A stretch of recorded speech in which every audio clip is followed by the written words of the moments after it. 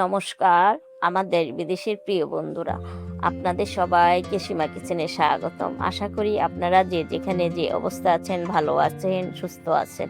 আজ আর একটা নতুন রেসিপি নিয়ে হাজির হলাম। আজ রান্না করবো দেশি আলুর পুঁই শাক চিংড়ি মাছ দিয়ে রান্না।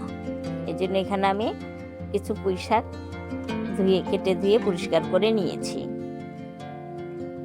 এখানে আমি একটা কড়াইতে 1/3 কাপ সয়াবিন তেল গরম দিয়েছি। সেখানে আমি 1/2 কাপ পেঁয়াজ কুচি দিয়ে দিলাম। পেঁয়াজটা একটু লাল লাল হয়ে আসলে সবগুলো মশলা দেব। প্রিয় বন্ধুরা, এই পর্যন্ত এসে যারা লাইক দিতে ভুলে গেছেন প্লিজ একটা লাইক দিয়ে নিন। এখন আমি মশলাগুলো দিয়ে দিচ্ছি। এখানে আমি হলুদ দিলাম 1 টেবিল চামচ, ধনিয়ার গুঁড়ো দিলাম 1 চা চামচ, লবণ দিলাম পরিমাণ মতো, 1 চামচ দিলাম 1 চামচ দিলাম মরিচের গুঁড়া ও 1 চামচ দিলাম আদা বাটা। এখন মশলাটা ভালোভাবে কষিয়ে নেব, হালকা করে কষিয়ে এখন আমি চিংড়ি মাছগুলো দিচ্ছি। এখন আমি মশলার সাথে চিংড়ি মাছগুলো আরো 5 মিনিট কষিয়ে নেব।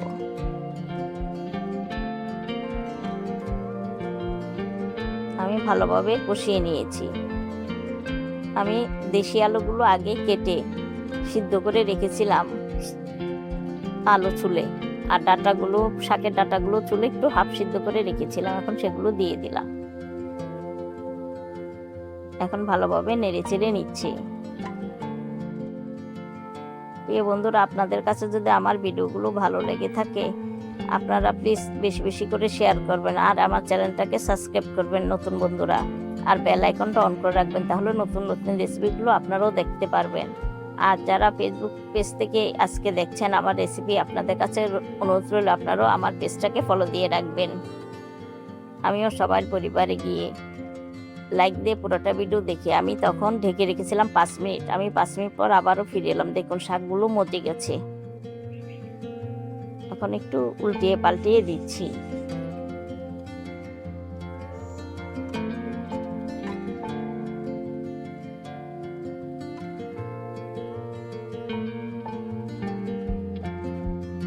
এখন নেড়ে চেড়ে দিচ্ছি।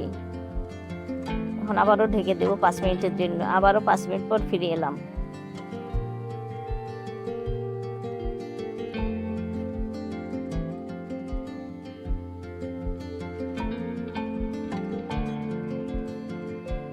এখন আবার নেড়ে চেড়ে দিলাম। এখন আমি সামান্য একটু পানি দিয়ে দিলাম শাকে।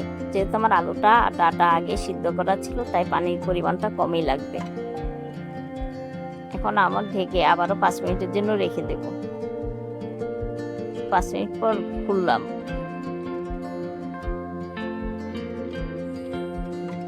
এখন ভালোভাবে নেড়ে চেড়ে দিচ্ছি। সব সিদ্ধ হয়ে গেছে। আলু ডাঁটা আগে তো সিদ্ধ করা ছিল, এখনো সব সিদ্ধ হয়ে মিলেমিশে গেছে। ডাঁটা পুঁই শাক আলু দেখুন হয়ে গেছে তরকারিটা। আপনাদের কাছে কেমন লাগলো রেসিপিটা? সবাই তো রান্না করতে পারেন পুঁই শাক দিয়ে চিংড়ি মাছ। আমিও আপনাদের রান্না করে দেখালাম নতুন বন্ধুদের। তাহলে আজ তাহলে আসি। সবাই পর্যন্ত ভালো থাকবেন।